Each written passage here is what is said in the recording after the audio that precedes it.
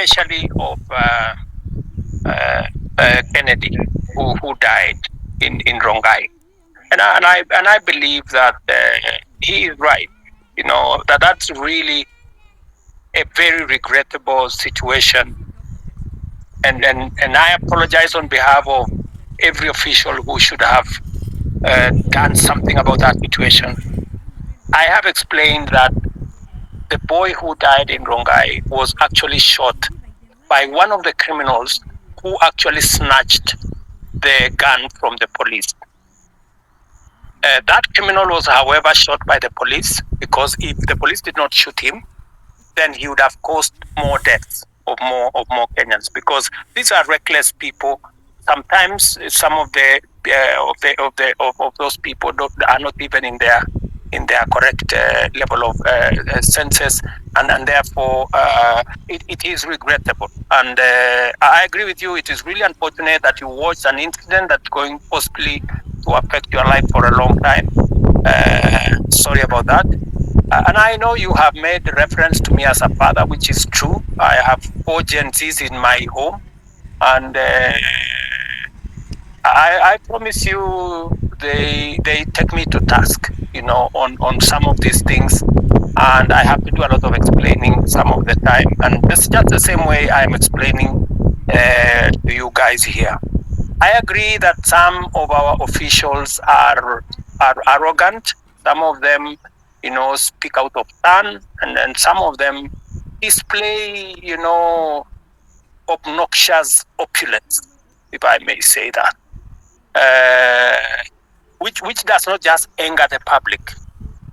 Sometimes I call in some of those people, and I give them a piece of my mind, because even Nyamu, I have had occasion to sit her down, and tell her, she needs to change what she's doing. And when you are in my position, you are also a father figure. Some of these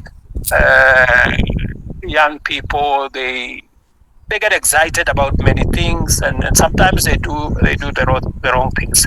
And I want to tell you that I know somebody here mentioned Karen Nyamu. Karen Nyamu is a girl I've had to sit her down sometimes and tell her, look, she needs to do things differently. So I agree with you that, but I have also undertaken, I have said, I know what is cutting, I know what's going on, and I have promised that I will be making changes. I know you have said that I should not make changes. I should clean the slate clean.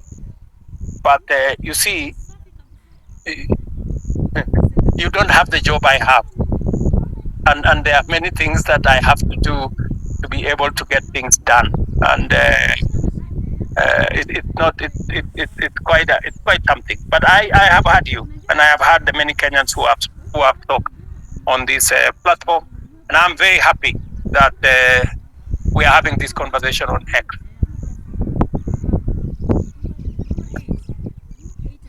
So let me, I don't know, because I had promised that I'll be here up to 5.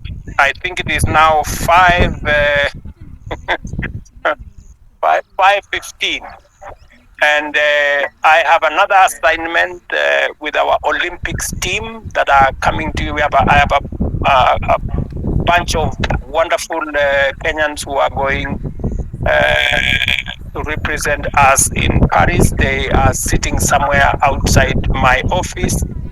And with a lot of respect, I want to say to all the people who have asked me the very important questions, very Mr. difficult President, questions. I have a final remark before you go.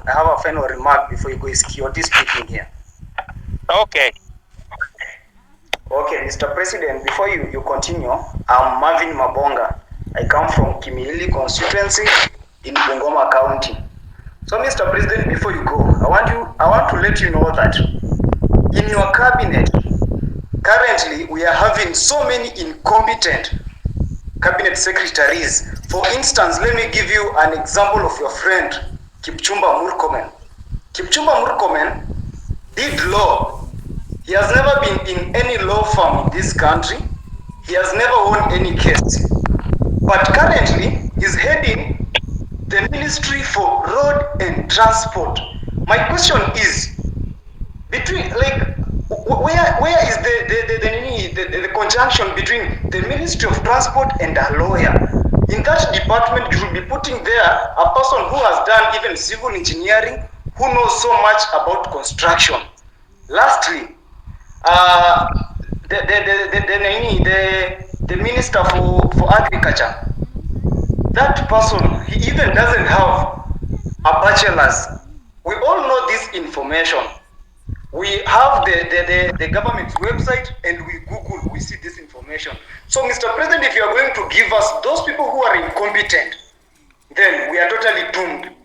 You know, when we elected you as the president, normally they say, you set a thief to catch a thief. But this time round, when we elected you, Mr. President, that you can help us now catch those people who are corrupt in this nation, you're just there laughing with them. Look at Oscar Sudi. He's flaunting with 20 million in a bag in a public forum.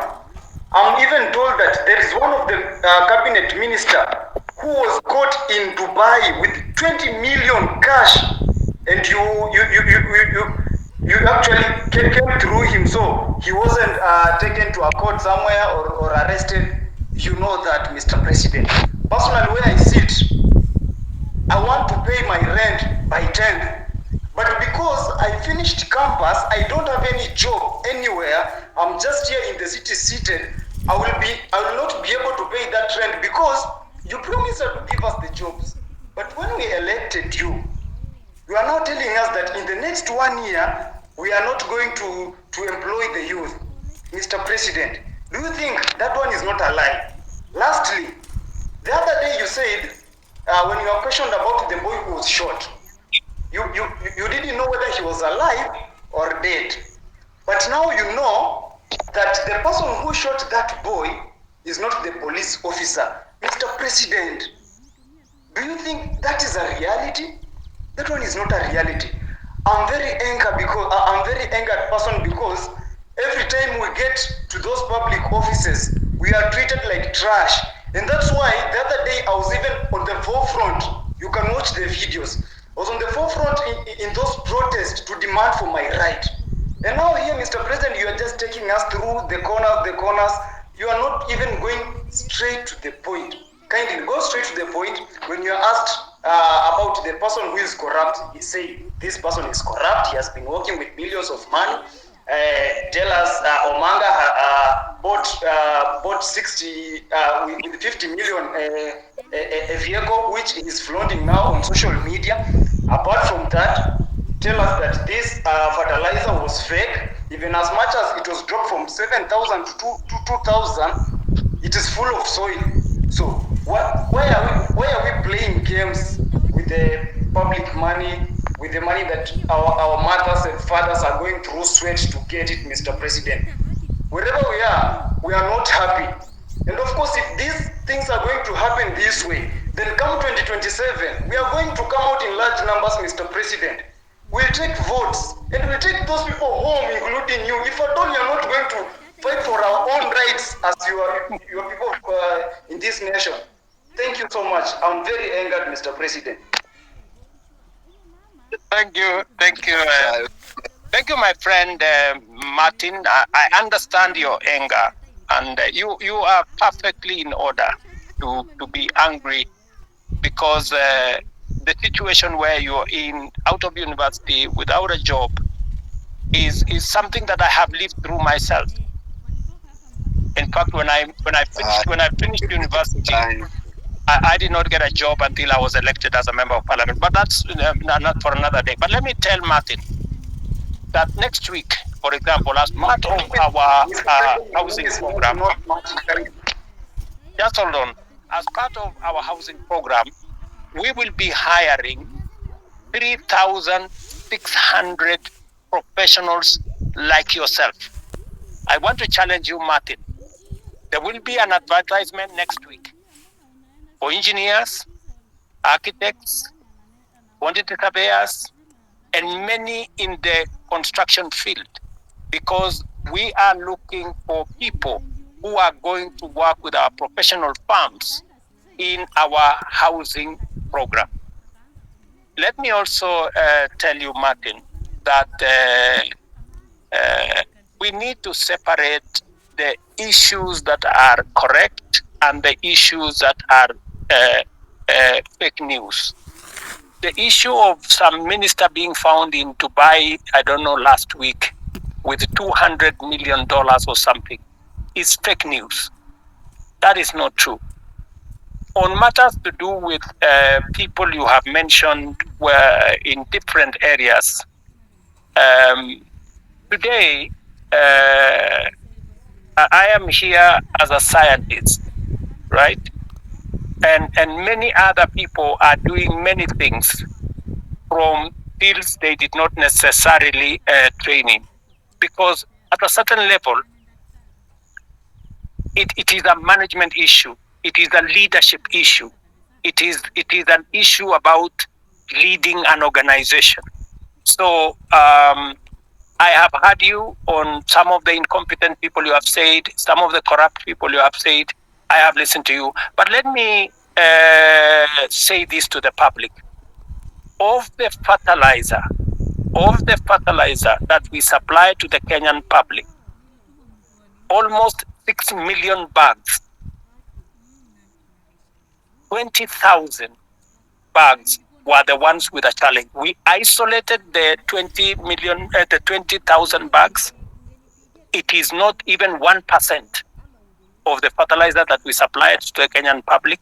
I do not want an impression to be created as though the fertilizer we supply to the people of Kenya in millions had any challenge.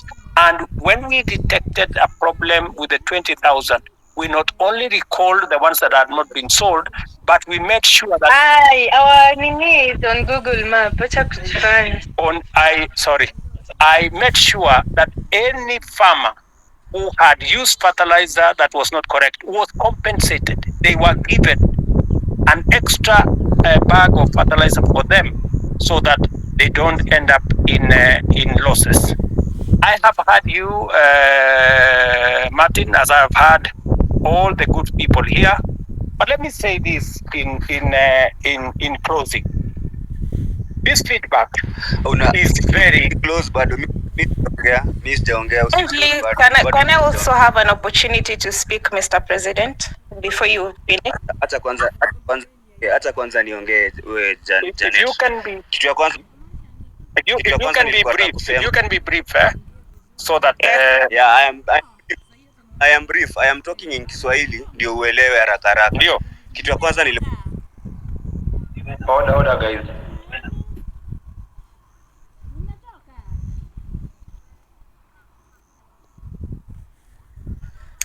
Is anyone speaking, or can I speak? Osama? You can speak. You can speak. Okay. First of all, good evening, Mr. President and everyone good evening here. Good evening, my dear. Okay.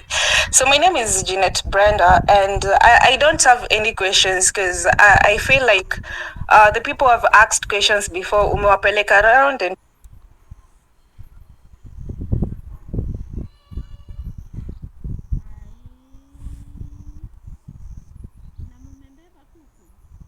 okay, sorry.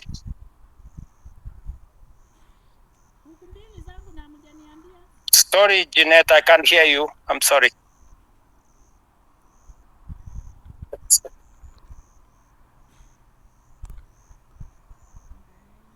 You're on mute, Jeanette. Maybe we'll get one more, then the president closes. There was one more person who really wanted to speak. Naipa Mega, you go ahead, please. Yeah, so good evening, and thank you, Mr. President, for agreeing to come to address the nation here on space. So I have two questions I'm going to ask really quick because of time. The first question is that, Mr. President, the rules of carbon credit were being developed by the Ministry of Environment, but as youth